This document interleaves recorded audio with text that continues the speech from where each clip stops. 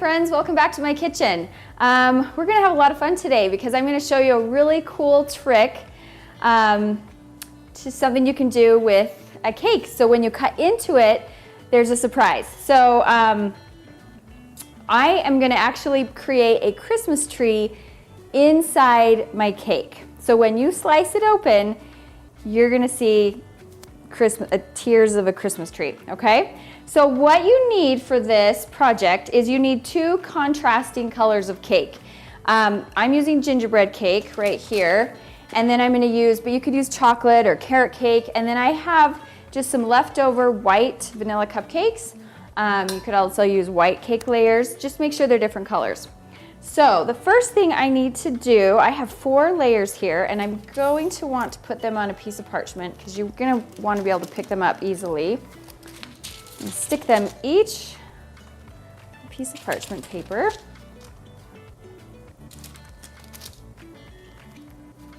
And I have 3 different sizes of round cookie cutters, okay? You also need, there it is, you also need a knife, and you need a little bit of frosting and a little bit of food coloring. Okay, so we're gonna start with the big one, and I'm just gonna center this and cut my circle out. Save this because it makes really good cake pops. Okay, and then I'll do my medium-sized one.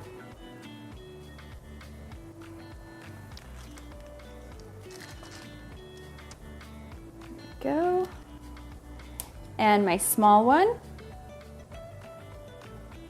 Push it all the way through. And then for the last one, so this is gonna be I'm gonna turn all these cake layers over, by the way. For the last one, you're just gonna want to get your knife, don't cut all the way through, but you're just gonna, because this is the tip of the tree, right? Just gonna wanna cut a little circle, kind of angle your knife in because you want it to look like a Christmas tree, kind of like a little cone shape that I'm gonna pull out and eat. Okay. So do you see how I didn't go all the way through? But you can kind of shape it a little better. Should probably dump that in my garbage and not on my counter. There we go. Now, because you also want these to angle out and look like the leaves, I'm gonna kind of just shave just a little bit with my knife. You don't have to do this, okay? You can just have the 3 rings inside the tree. It's simpler. Okay, I'm gonna pull this out. Okay, but can you see how I've kind of just angled this down like that? Just right down to the bottom of the cake. Trying to keep it round. Again, this is why I like the parchment, because you can just pick it up, dump all those crumbs out. You're gonna wanna get the crumbs out. I'm just gonna shape this.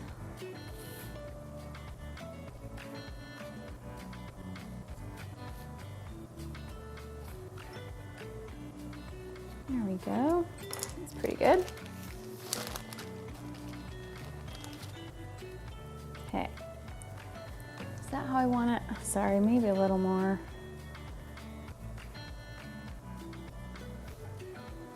You just don't want to cut too much because this big one on the bottom is quite fragile. Once you get it all hollowed out, it's basically no cake left.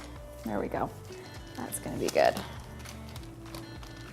Just gonna get all those crumbs off. Okay, same goes with the next one. I'm just gonna kind of angle my knife.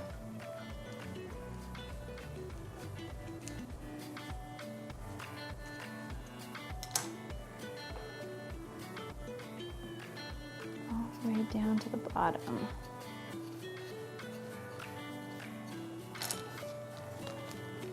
I've done this, actually, I did this on my Instagram. And I was extremely ambitious, and I tried it with, I did 9 cake layers. We're gonna go a little simpler today. That was tricky and took so much time. Okay, last one. But it turned out cool. I was really happy with it.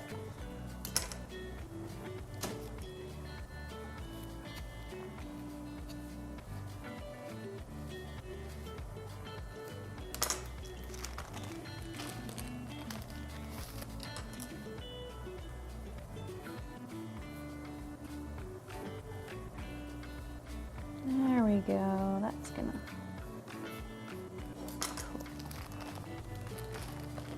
Okay, now I've got those cake layers ready to go. And my next step is going to be to crumble a whole bunch of cupcakes or white cake layers into my bowl. And you need more than you think. Because that's basically a whole cake layer.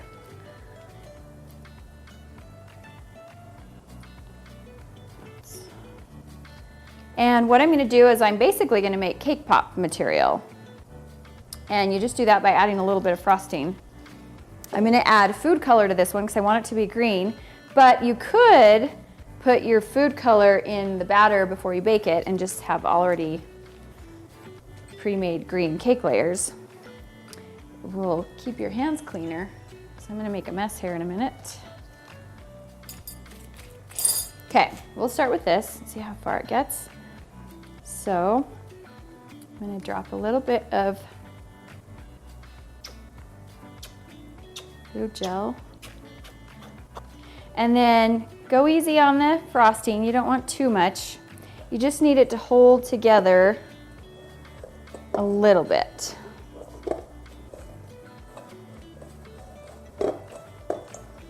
Like I said, huge mess, big huge mess.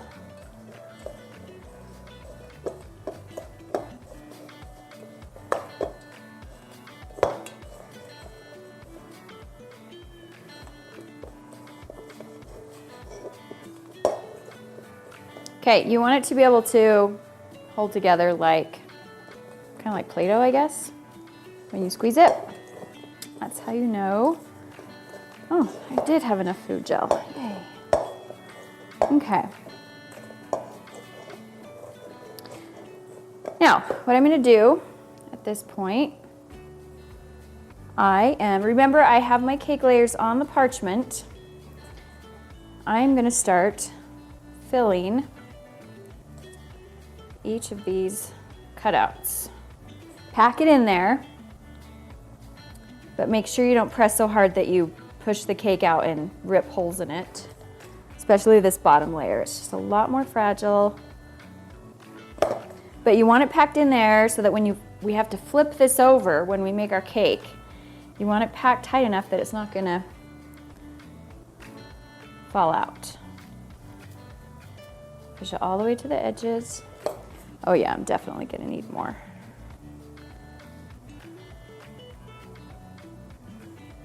Okay, now we are ready to assemble this. You could freeze your cake layers, you totally could, but for time today, I'm not going to. I'm just gonna be brave and do it. So, put it on parchment because then it's just easier to flip over. So I'm gonna turn this over and place it in the center of my cake board. And then I'm just gonna proceed like I would with a regular cake. Only I'm not gonna do as much frosting in between, just because you want to see the Christmas tree. Okay, you have to kind of be careful when you're smearing this. It's a little, I'm gonna get my offset spatula, it'll work a little better, kind of pushes it out.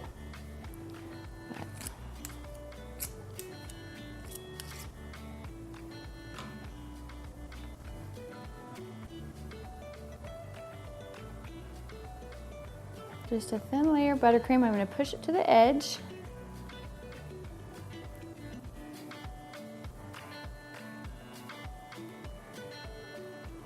And level it as much as possible.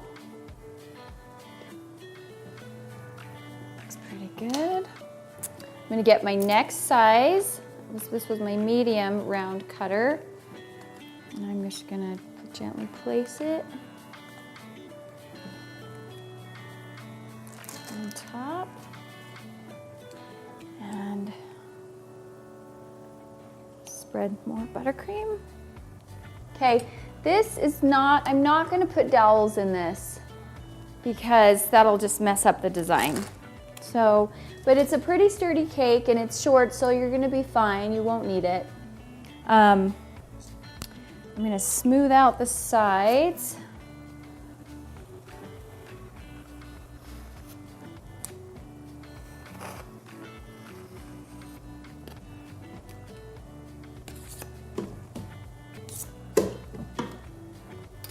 And let's go ahead and do the crumb coat. Crumb coat first. Remember, the crumb coat seals in all the crumbs. So see all these crumbs on the side of the cake? That's totally fine. You're gonna crumb coat and then you're gonna put it in your freezer for at least 10 minutes before you do the outer coat. And then for this cake, I'm gonna show you a really fun frosting technique. We're not gonna smooth it. We're gonna do like a, I don't know, I don't know what it's called. You see it on wedding cakes a lot. But it'll be really pretty for a Christmas cake. At this point, I'm gonna scrape the excess off.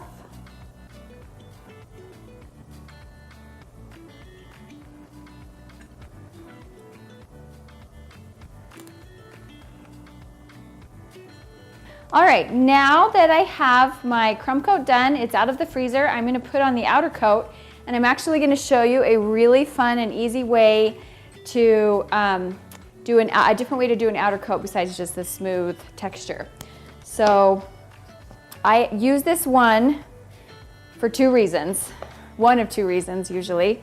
Number one, if my buttercream is not working that day and I can't get a smooth edge, which does happen, I will change to this method. Or if I don't have a lot of time, because smoothing and scraping and smoothing and scraping sometimes takes forever, and sometimes I just need to get a cake done quickly, and it's still really pretty. And then sometimes I just do it by choice because it's, again, a really elegant look. So I'm gonna cover this pretty thick with my outer coat of buttercream.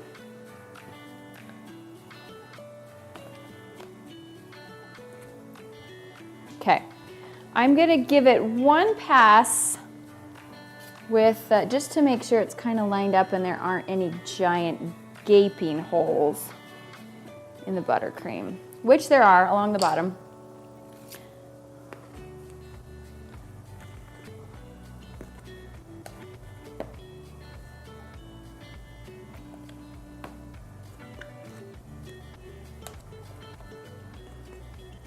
I'm just gonna check for some crumbs because I see a couple.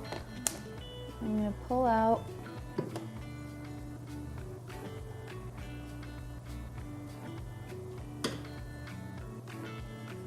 Okay, let's just give it a quick pass one more time, just to kind of get it smooth.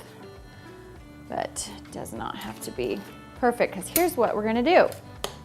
This is like a scalloped edge that I do, and I will get a spatula and I'll clean up the bottom first a little bit. There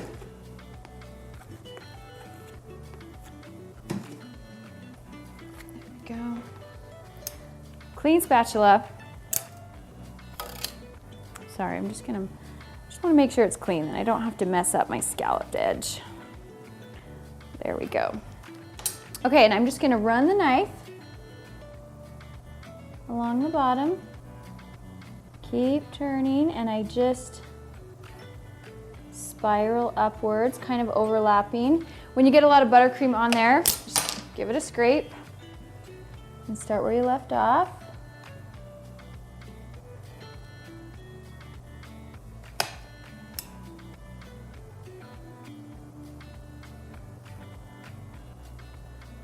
But this is just a nice, pretty edge.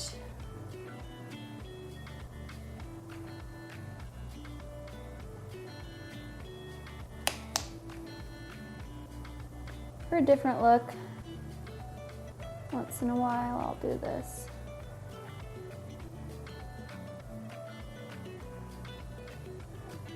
I'll get all the way to the top, and then I'll get my offset spatula and just pull it in, scrape, and wipe off. Pull it in, scrape, wipe off. Pull it in. See how easy that was? That was so easy. It's a really pretty edge. Sometimes I'll kind of go along the bottom and just clean up the bottom a hair.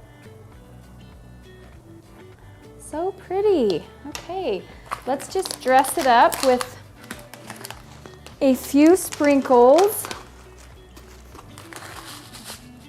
I really do like to hand place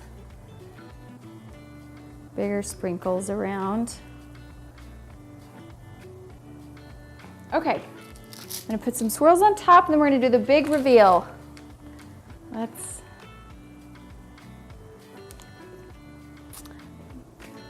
I always go across from each other first, just to make sure they're evenly spaced.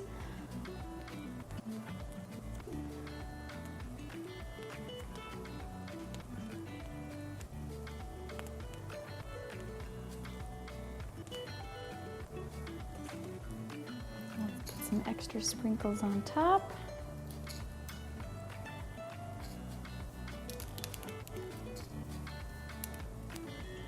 I hope this works. I'm gonna cut a big, giant slice, just so you can see it, to make sure we see. I'm gonna go back again and just make sure I all the way reach the middle. That's kind of key. There we go, yep. Okay, now I'm gonna slide. Remember there was a board under there, so I need to make sure I slide under. If you're cutting a big slice, you need a big, okay, here we go. Dun, dun, dun. Oh, I didn't, hold on. No, I think it's gonna work. There we go, it did. Mostly, I'm just gonna push that back in. There we go, it did work.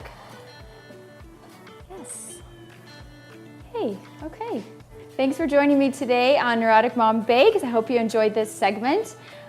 Make sure to like, comment, and subscribe if you want to see more content like this. And you can also catch me on Instagram @Neurotic Mom.